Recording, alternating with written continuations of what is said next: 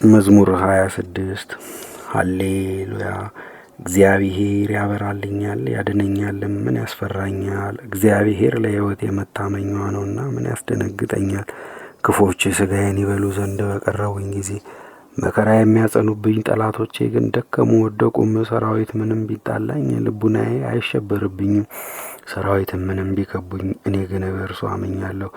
እግዚአብሔርን አንዲት ነገር ለመንሁት እርሷንም እሻለሁ፣ በሕይወቴ ዘመን ሁሉ በእግዚአብሔር ቤት እኖር ዘንድ፣ እግዚአብሔርን ደስ የሚያሰኘውን አይ ዘንድ፣ በቤተ መቅደሱም አገለግል ዘንድ። በመከራዬም ቀን በጥላው ስር ሰውሮኛልና፣ በጥላው መሸሸጊያም ሰወረኝ፣ በዓለት ላይም ከፍ ከፍ አደረገኝ።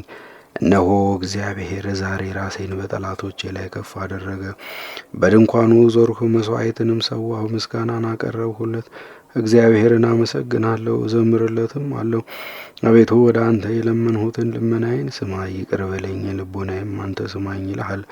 ፊትህንም ፈለግሁ አቤቱ፣ የአንተን ፊት እሻለሁ፣ ፊትህንም ከእኔ አትመልስ። ተቆጥተህም ከአገልጋይህ አትራቅ። ረዳት ሁነኝ አትጣለኝም። ፈጣሪና መድኃኒቴ ቸል አትበለኝ። አባቴና እናቴ ጥለውኛልና፣ እግዚአብሔር ግን ተቀበለኝ። አቤቱ መንገድህን ምራኝ፣ ስለ ጠላቶቼም በቀና መንገድህ ምራኝ።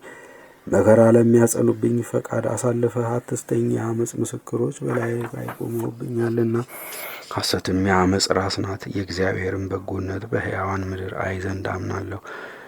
እግዚአብሔርንም ተስፋ አድርገው ታገስ፣ ልቡናህንም አጽና። እግዚአብሔርንም ተስፋ አድርገው። ስብሐት ለአብ ወወልድ ወመንፈስ ቅዱስ አሐዱ አምላክ ለዓለሙ ለዓለም ዓለም አሜን። መዝሙረ ክርስቶስ።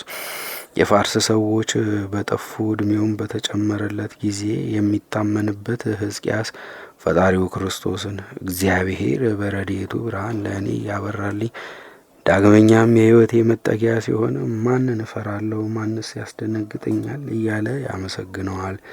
መዝሙረ ድንግልም።